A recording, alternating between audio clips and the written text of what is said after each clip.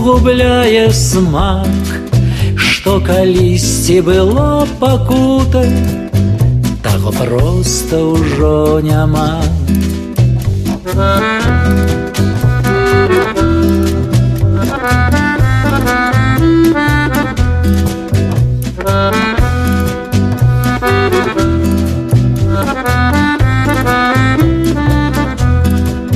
Я бываю, блукаю летом за ўспамінамі следу след. Я бывае гляджу без мэты, то ў люстэрка, то на партрэт. А бывае сябе здзіўляю і ў доўгім жыцці надзею. Я спакою сабе шукаю, з цягам часу ўсё часцей. Вось гэтая ўся зямля, паважанае панства, калісьці называлася Літва. Гэта тэрыторыя старажытнай Літвы, а нас калісьці называлі ліцвінамі. Ну, а калі нашы вялікія князі, значыцца, нашу сталіцу з Наваградка перанеслі ў Вільню, той назова Літва пачала пашырацца далей на тыя землі, на землі жмудзі. Ну, яшчэ ў 19 стагоддзі вось нас называлі Літвою, ліцвінамі, а вось дзе сённяшняя Літва і літоўцы, іх называлі жмуддзю і жмудзінамі. Ну, а на сённяшні дзень вось жмудзь і жмудзінаў называюць Літва і літоўцы, а Літву і ліцвінаў пачалі называць Беларусь і беларусы. Ну, вось так, паважанае панства, распарадзілася яснавяльможная пані гісторыя. Пра гэты вось край, паважанае панства, наш славуты паэт Адам Міцкевіч, які нарадзіўся ў гэтых мясцінах на Наваградчыне, казаў: «Літва, айчызна моя». Ну, абаранілі вось Літву, айчызну, кіравалі ёю нашы славутыя князі. Ну, і вось Пачапава было асабістай уласнасцю нашага вялікага князя Вітаўта. Гістарычная даведка. Вітаўт нарадзіўся ў 1350 годзе. Вялікі князь Вялікага княства Літоўскага, сын Кейстута і Біруты. Адзін з самых выдатных дзяржаўных дзеячаў Вялікага княства Літоўскага. Актыўную палітычную дзейнасць пачаў у 1382 годзе, пасля забойства бацькі Кейстута па загадзе Ягайлы.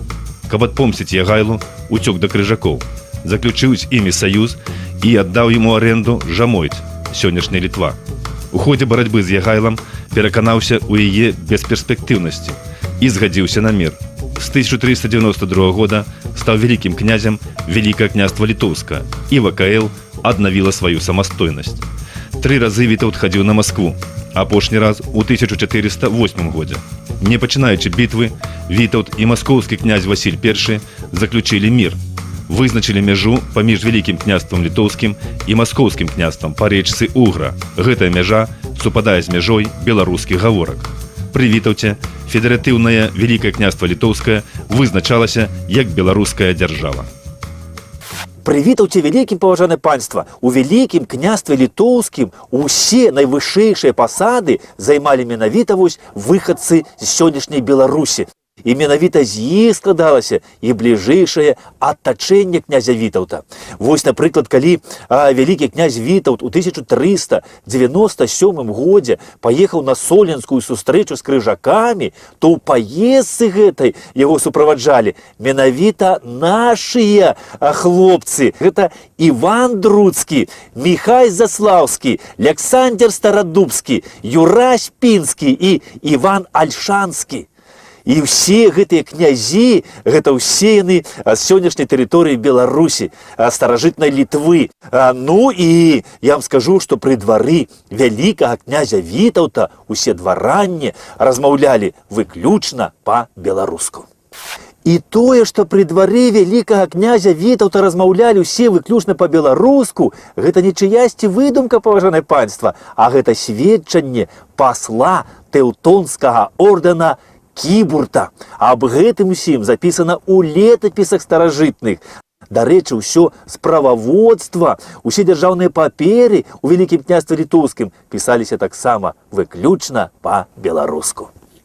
Сучаснікі, паважанае панства, князю Вітаўту далі мянушку «Вялікі». Вітаўт вялікі, я вам скажу, гэта па-сапраўднаму быў вялікі правіцель. Ён кіраваў нашай з вами дзяржаваю амаль 40 гадоў. І за гэтыя гады ён узмацніў нашу дзяржаву, пашырыў яе межы. Гэта быў прызнаны ўсёй Еўропаю манарх. І вось гэтая вёсачка Пачапава упершыню у летапісах узгадваецца у 1428 годзе як асабістыя уладанні Вітаўта Вялікага. Ну і на той час Вітаўту Вялікаму было 78 гадоў, і ён тады сваёй дзейнасцю дасягнуў вяршыню славы і ледь не стаў каралём. А наша з вами родная Беларусь каралеўства. А адбылося вось што, паважанае панства. У 1429 годзе, значыцца, по прапанове імператара свяшчэннай рымскай імперіі Жыгімонта Люксембургскага у Луцку, ну гэта сённяшняя Украіна, Валынь, сабраўся з'езд еўрапейскіх манархаў, ну такі еўраз'езд. Ну і на гэтым еўраз'ездзе было пастаўлена 3 пытанні.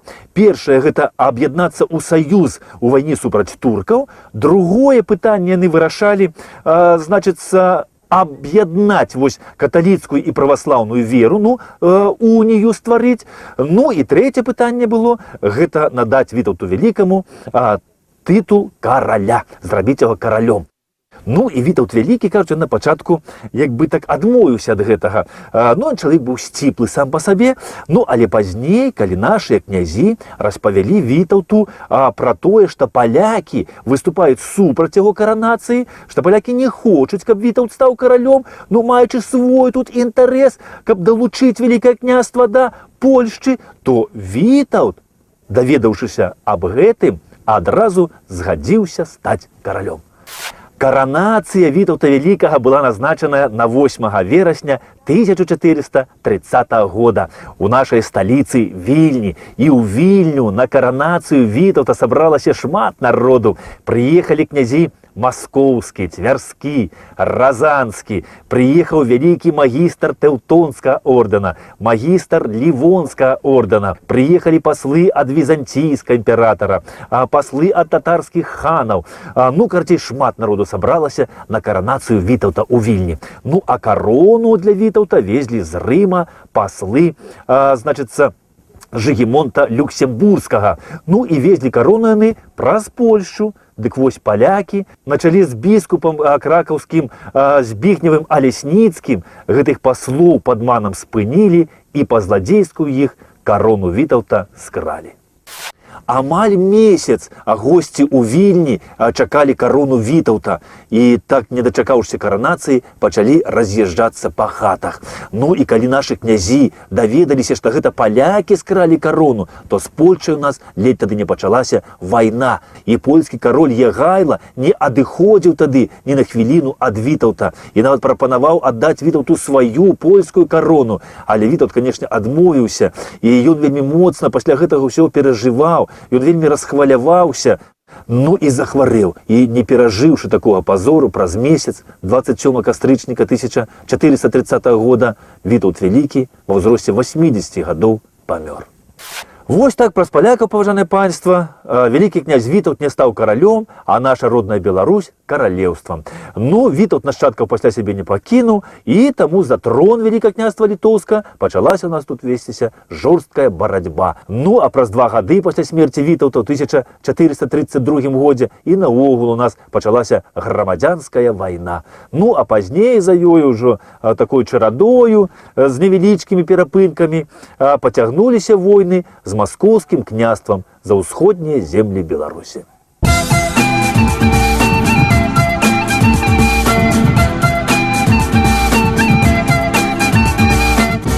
У 1567 годзе, паважанае панства, вось маёнтак Пачапава быў уласнасцю шляхціча Яна Стрэтэвіча. Ну і маёнтак Пачапава, відаць, быў яго не адзіны. Відаць, яго нешта яшчэ былі маёнткі, таму што у войска Вялікае княства Літоўска ён ставіў 15 коней збройна. Ну і ў тым жа 1567 годзе тут з'явіўся новы гаспадар, якога ў летапісах так і звалі Пачапаўскі. Гэта быў Міхал Богушавіч пачапаўскі. Відаць, Пачапаву яго быў маёнтак адзін. І ён з Пачапава з гэтага маёнтка ставіў у войска Вялікае княства Літоўска 2 кані збройна. На той час, паважанае панство, нам узброеныя коннікі ой як патрэбны былі, бо ўжо 9 гадоў, як ішла чарговая вайна з Масквою. Гэта была Ливонская вайна. І тады маскоўскія войскі захапілі наш слаўны горад Полацк і утрымлівалі яго. Але ў 1579 годзе нашы войскі вызвалілі Полацк і пачалі вызваляць тады захопленыя Масквою нашыя землі. Ну і скончылася гэта вайна ў 1582 годзе. І вось гэты перыяд вайны з 1579 по 1582 год опісаў у вершаванай форме. Значыцца, мясцовы хлапец, што нарадзіўся недалёка ад Пачапава у 14 кіламетрах у вёсцы Пянчын. Ён тады падчас гэтай вайны ваяваў у войску Вялікае княства Літоўскага супраць Масквы, і ўсё, што бачыў падчас гэтай вайны на свае ўласныя вочы, апісаў у паэме. Значыцца, і быў гэта наш слаўны беларускі паэт Андрэй Рымша. Гістарычная даведка. Рымша Андрэй нарадзіўся каля 1550 года у вёсцы Пянчын, сёння Баранавіцкі раён. Памёр у 1599 годзе. Беларускі паэт, заснавальнік жанру пенегерычнай паэзіі у старажытнай беларускай літаратуры.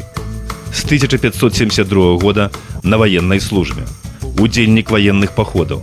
У 1581 годзе выдаў на беларускай мове вершаваную храналогію календарнага тыпа. Аўтар панегерычных вершаў на беларускай мове на гербы магнатаў Аўстафія Валовіча, Льва Сапегі і Скуміна. Некалькі вершаў на старабеларускай мове былі выдадзеныя ў зборніку павучанняў у Вільні. Аўтар паэмы пад назвай «10гадовая аповесць пра ваенныя справы Крыштафа Радзівіла», выдадзеная ў Вільні ў 1585 годзе. Паэма напісана ў выглядзе дыярыуша. Гэта адзін з найбольш удалых эпічных твораў пра ваенную кампанію ў час Ливонскай вайны. Андрэй Рымша, ён служыў вось у Радзівілаў. Ён на пачатку служыў вось у Радзівіла Мікалая па мянушцы Руды, ну а пазней служыў ужо у Крыштафа Радзівіла па мянушцы Пярун. І гэта менавіта ягоныя дзеянні вось ваенныя, дзеянні Перуна падчас гэтай вайны Рымша апісаў у сваёй паэме. Ну і паэма пасля вайны была выдадзеная у Вільні, у друкарні Данілы Ланчынскага. І, дарэчы, вось, паважанае панства, адзін экземпляр унікальны гэтай паэмы захаваўся і па сённяшні дзень. Ну, на жаль, так ён захоўваецца не ў нас, а у Польшчы, у бібліятэцы Акадэміі навук. Андрэй Рымша, ён напісаў на старабеларускай мове вершы ў гонар магнацкіх гербаў. І ў гэтым ён дасягнуў мастацкіх вышыняў. І на думку Андрэя Рымшы, гэтыя вершы павінны былі нагадваць гаспадарам герба пра слаўную і неўміручую гісторыю іх магутнага роду. Андрэй Рымша гэта быў адзін з першых нашых беларускіх паэтаў. Ён усюд недалёк ад Пачапава нарадзіўся і вырас у сям'і шляхцічаў Рымшаў. І тут, думаю, Пачапава бываў не аднойчы. Але што тут тады было ў 16 стагоддзі, на жаль, невядома. Ну, вось вядома, што ў 18 стагоддзі маёнтак Пачапава быў уласнасцю шляхцічаў Корсакаў, і гэта быў цэнтр воласці Наваградскага павета.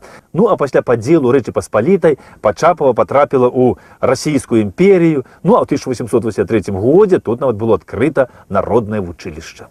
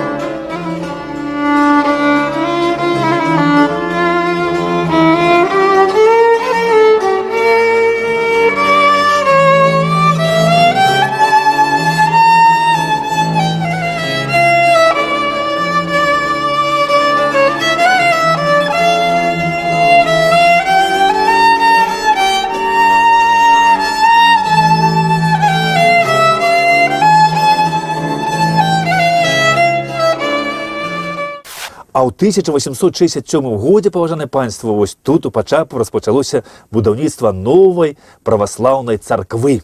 Тады гэта была ўжо расійская імперія, і царкву праваслаўную тут будавалі на дзяржаўныя грошы. Ну, а будавалі, канешне, мясцовыя майстры. І ў народзе тут захавалася яшчэ такое паданне, што вось валуны на будаўніцтва гэтай царквы цягаў вучоны мядзведзь. Ну, вось тады ўжо Смаргонскай акадэміі не было, дзе мядзведзяў вучылі, а выпускнікі, відаць, яшчэ па Беларусі дзе-нідзе хадзілі. Падчас Другой сусветнай вайны ў 1943 годзе фашысты спалілі Пачапаў, вёска згарэла, але вось царква пачапаўская, она была каменная і засталася стаяць, она была цэлая. Але праз 3 месяцы ноччу сюды прыйшлі партызаны і ўзарвалі царкву. І яна ўвесь час стаяла ўся ў руінах, развалінах. І вось толькі калі надышлі тыя часы 80-х гадах, калі людзям пачалі вяртаць храмы, то мясцовы святар Георгій Сапун звярнуўся да ўлад, каб яны дапамаглі аднавіць праваслаўную царкву пачапаўскую. Грошай, конечно, не хапала, і таму отец Георгій Сапун звярнуўся да землякоў, якія параскіданы па свеце, са словамі, што вось надышоў час збіраць камяні. І людзі пачалі дапамагаць, і царкву аднавілі, і адбудавалі менавіта такою, якой яна была з самага пачатку, і асвяцілі папярэднюю царкву ў гонар Пакрова Пресвятой Багародзіцы.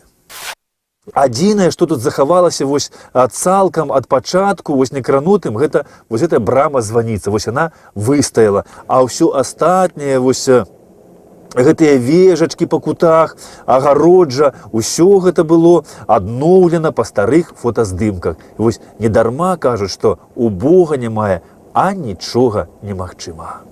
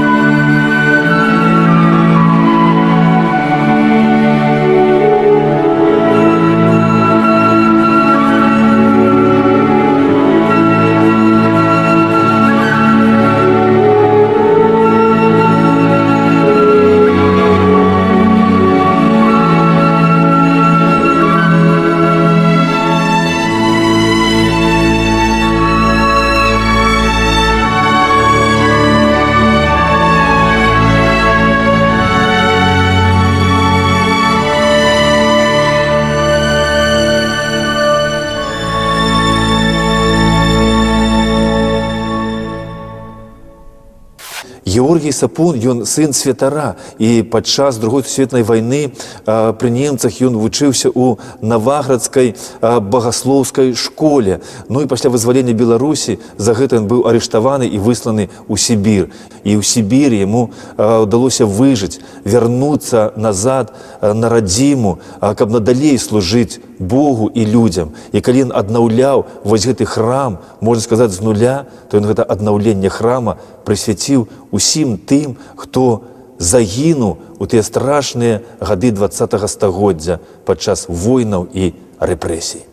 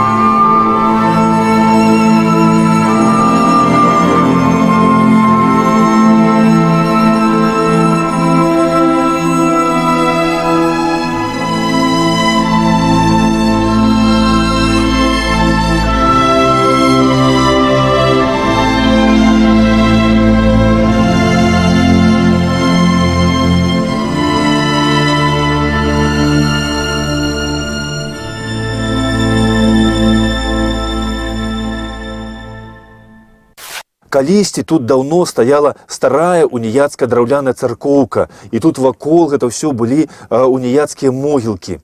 І калі Георгій Сапун аднаўляў вось Святапакроўскую царкву, то ён тут знайшоў шмат чалавечых астанкаў. Ён гэта ўсё сабраў у адну труну і пахавалі тут ўсё гэта ў адным месцы на тэрыторыі царквы. І тут яшчэ знайшлі магілы уніяцкіх святароў.